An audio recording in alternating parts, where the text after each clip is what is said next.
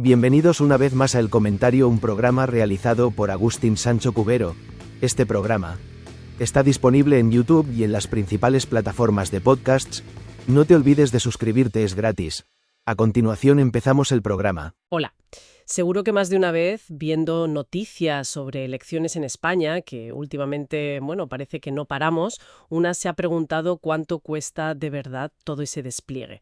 Las campañas, los colegios electorales, las papeletas. Bueno, pues hoy vamos a hacer justo eso. Vamos a meternos de lleno en el coste real de organizar unas elecciones aquí, mirando un poco más allá de la primera cifra que nos dan. Efectivamente. Y es un cálculo, bastante más complejo de lo que podría parecer a simple vista, No es solo el presupuesto que el Ministerio del Interior asigna para el día de la votación y ya está. Claro. Hay gastos directos, que son muy claros, sí, pero también hay gastos indirectos. Pienso en la financiación de los partidos, por ejemplo. E incluso costes que, no aparecen en ninguna partida presupuestaria oficial, pero que son muy reales para la sociedad. Para desentrañar todo esto, nos vamos a basar en un análisis bastante detallado. Toma como referencia dos citas electorales que tenemos muy recientes y que están bien documentadas. Las generales del 23 de julio de 2023, el famoso 23J. Ajá. Y las municipales y autonómicas del 28 de mayo de 2023, el 28M. Así que, nuestra misión hoy es seguirle un poco la pista al dinero, entender dónde va cada euro. Eso es. Y descubrir algunos de esos gastos que, a menudo se nos escapan. Vamos allá. Empecemos por lo más, tangible, ¿no? Lo que gestionan el Ministerio del Interior y otras administraciones para que podamos ir y meter la papeleta en la urna. De acuerdo, vamos a ver esto. ¿De qué cifras de partida estamos hablando? Pues mira, para las elecciones generales del 23J, el presupuesto base de licitación del Ministerio del Interior, esto es, la cantidad inicial que se prevé para contratar los servicios. Vale. Fue de 220,87 millones de euros. Uf. Para las municipales y autonómicas del 28M, la cifra fue de unos 198,06 millones. Y aquí un apunte importante. Esta última cifra no incluye el coste de las elecciones autonómicas en comunidades como Cataluña, País Vasco, Galicia o Andalucía. Ah, claro. Que financian sus propios comicios cuando no coinciden con las generales o con este bloque conjunto del 28M. Son cantidades muy importantes. O sea, casi 420 millones sumando solo esas dos citas en el presupuesto inicial directo. ¿Y en qué se va principalmente ese dinero? Me imagino que imprimir millones y millones de papeletas no debe ser barato. Exacto. La partida más grande es la de logística y administración electoral. Piensa en la impresión de, millones de papeletas, una por cada candidatura en cada circunscripción, los sobres de votación, Claro. la fabricación y distribución de urnas, de cabinas de votación, todo el material de oficina para las mesas, soportes, precintos, bolígrafos, todo eso. Y muy importante, el alquiler y acondicionamiento de los locales electorales. Solo en las generales del 23J se habilitaron más de 22.500 locales por todo el país, la mayoría colegios, edificios públicos. Luego está el factor humano, ¿verdad? Toda esa gente que está en las mesas electorales ese día. Así es. Los miembros de mesa, un presidente y 2 vocales por cada mesa, reciben una compensación económica por estar ahí toda la jornada. ¿Y de cuánto hablamos? En 2023 se fijó en 70 euros por persona. Subió un poco, antes eran 65. Ajá. Si pensamos en las generales del 23J, había 60.314 mesas electorales. A 3 miembros titulares por mesa son 180.942 personas. Casi 200.000 personas. Pero espera, que además están los suplentes, que también tienen que ir por si acaso. Y son el doble, 361.884. O sea, estamos hablando de movilizar directamente a más de 500.000 de ciudadanos solo para cubrir las mesas. 500.000 de personas. Es una movilización ciudadana enorme, sí. Entiendo la compensación, pero ¿cuánto suma eso en el presupuesto? Pues mira, solo la compensación directa para los titulares, los 180.942, ya supone unos 12,6 millones de euros. Calculando rápido, 180.942 por 70 euros. 12 millones y pico solo en dietas para las mesas. Exacto. Y a esto hay que añadirle los salarios y las horas extra del personal de las juntas electorales, que son los que supervisan que todo sea legal en cada zona. Ya. Del personal de ayuntamientos, de las delegaciones y subdelegaciones del gobierno, gente que participa activamente en la organización antes y durante el día D. El 23J fue protagonista total. Recuerdo las imágenes, las colas en correos, era increíble. Totalmente. Es que celebrar esas elecciones en pleno julio, pues provocó un récord histórico de solicitudes. 2,6 millones de personas pidieron votar por correo. 2.600.000. Sí. Y eso tuvo un impacto directo y enorme en el coste para correos. Se estimó en unos 58,3 millones de euros. Casi 60 millones. Para que te hagas una idea, lo normal en otras elecciones era que este coste rondara los 15-20 millones, más o menos. Wow. La diferencia es brutal. Correos tuvo que hacer casi 20.000 contrataciones de refuerzo y pagar, una barbaridad de horas extra para poder gestionar ese volumen. 58 millones solo para el voto por correo. Eso es casi una cuarta parte del presupuesto directo total de esas elecciones. Es fascinante ver cómo una circunstancia como la fecha puede disparar así un coste específico. ¿Fue solo por ser verano? ¿O esto podría marcar una tendencia?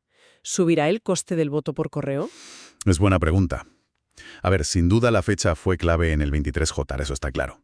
Sin embargo, sí que se notó una tendencia, creciente en el uso del voto por correo en general, aunque nunca a ese nivel, claro. Ya. Habrá que ver cómo evoluciona. Pero bueno, sigamos con los costes directos.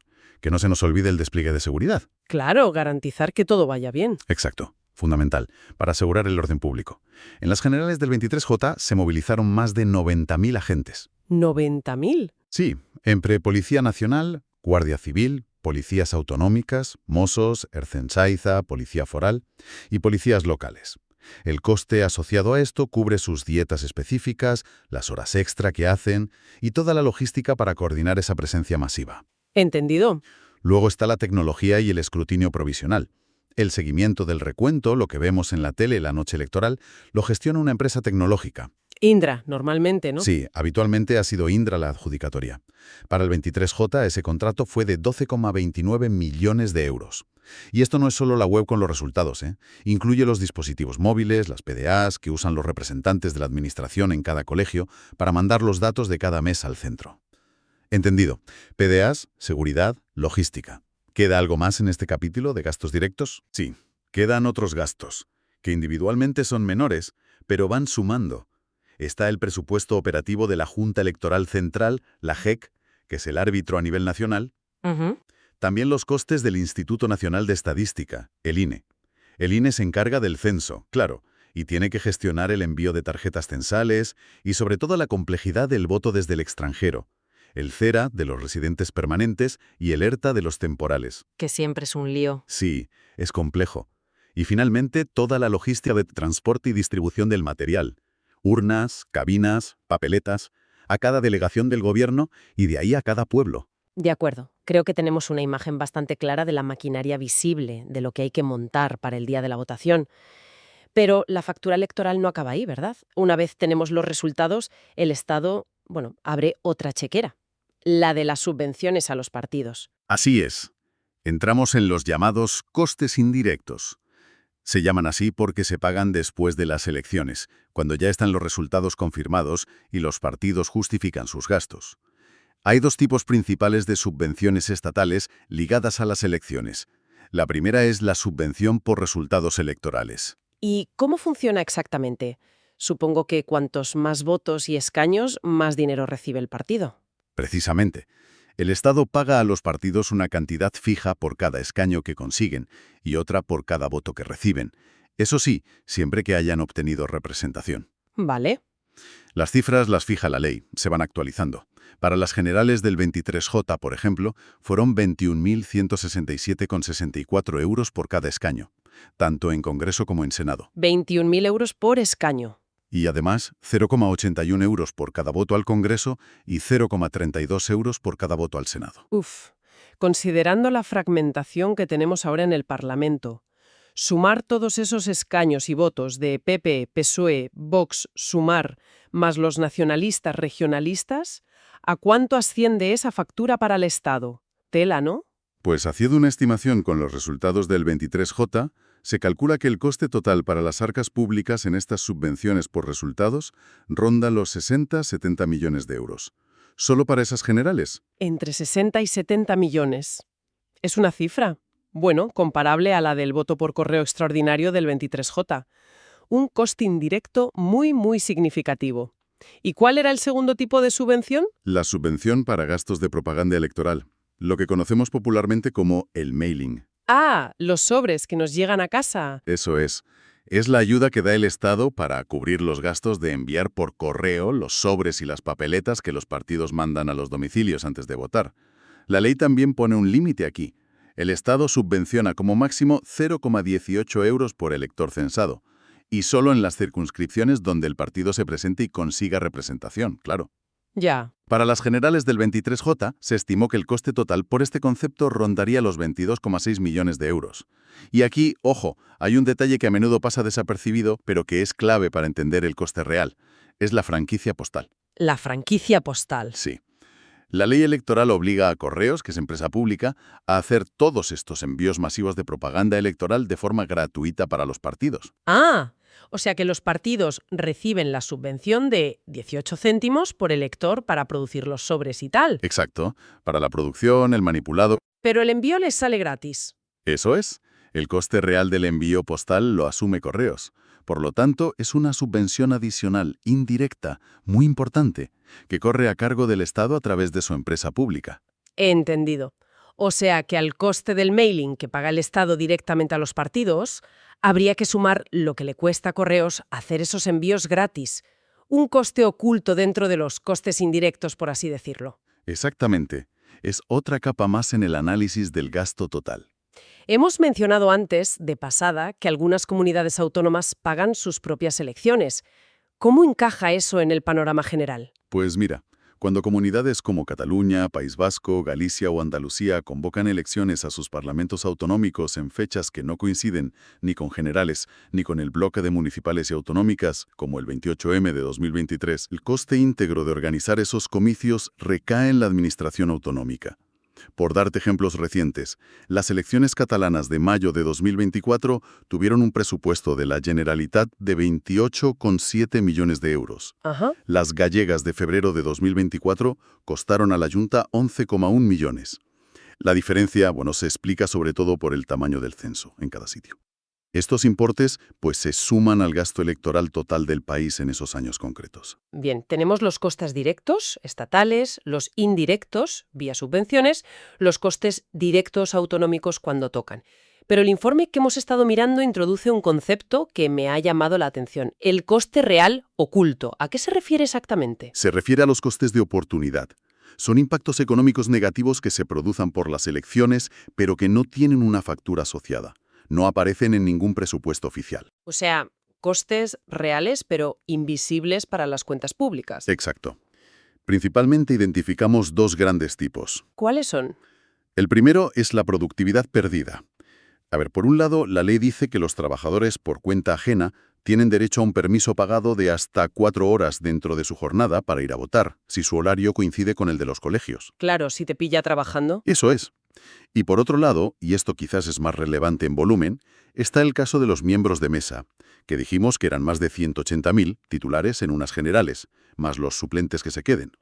Pues bien, estas personas tienen derecho a una reducción de 5 horas en su jornada laboral del día siguiente a las elecciones. 5 horas menos. Sí. Y si el domingo electoral era su día de descanso y tuvieron que pringar en la mesa, tienen derecho a un día libre completo compensatorio, pagado por su empresa o administración. Si sumas todas esas horas de permiso para votar por aquí, las reducciones o días libres de los miembros de mesa por allá, en todo el país. El impacto agregado en horas de trabajo pagadas pero no productivas debe ser considerable. Uno no suele pensar en eso cuando va a votar, la verdad. Exacto. Y el segundo coste de oportunidad importante es el uso de infraestructura pública. Para celebrar las elecciones se usan miles de edificios públicos, colegios, institutos, centros cívicos, polideportivos, sitios que normalmente tienen otra función. Claro. Pues estos centros tienen que cerrar su actividad habitual, clases, actividades culturales, deportivas, lo que sea, durante al menos 24 o 48 horas. El día de la votación, claro, a menudo el día anterior para montar todo y a veces parte del día siguiente para desmontar, limpiar y que todo vuelva a la normalidad. Es verdad. Piensas en todos esos colegios cerrados un lunes, por ejemplo.